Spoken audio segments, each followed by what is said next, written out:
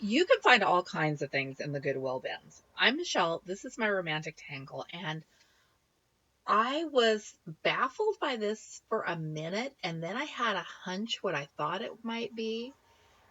And do you see that bob in a thread? There was a recent conversation in the cross stitching lists about how one of the thread companies made fly tying threads.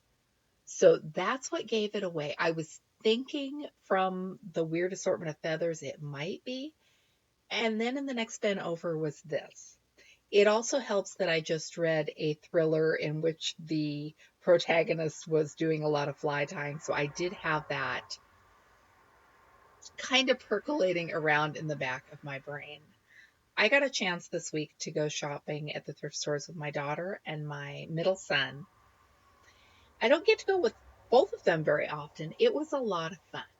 It's always fun to have another set of eyes and see what they think of your finds. And sometimes shopping with someone else, they will see something that you never would have noticed. It was a nice afternoon. It's the first time I've been to the bins in I don't know how many months. Here's some cross stitch, thoroughly buried under a full set of golf clubs. And it was a pretty piece. It was mounted on cardboard, had probably been popped out of a frame.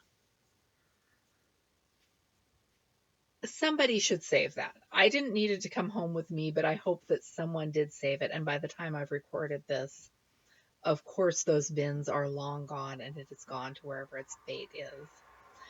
I'm on a couple of Facebook groups that show artwork of old magazines, and I would love to find some old Saturday evening posts, but no luck.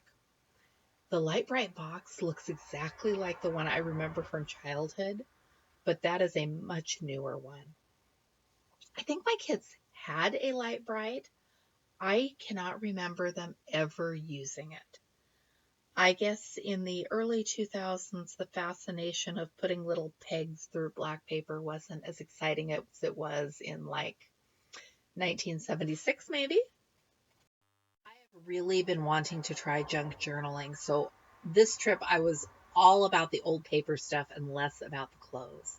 These are old tole painting patterns, which I only know because mom and grandma and my aunt all did tole paintings. So there were a lot of these traced patterns floating around in my childhood. There were lots of bits of patterns.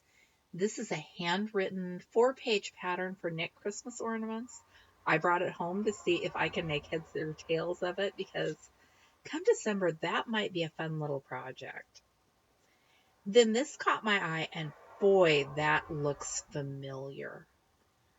It feels like it is something I would have had in grade school, but I can't quite put my finger on where or when. And then I opened it up, and that logo again is so familiar. So there is a half buried memory that I almost not quite conjured up.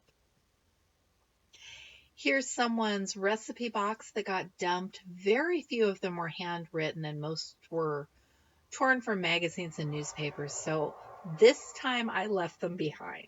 If they'd been handwritten, they would have come home with me.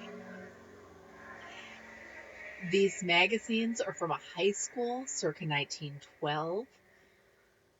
I am in the mood to read old stuff and look at old ads. And so I went for 50 cents. I took the one that was not football or Christmas themed.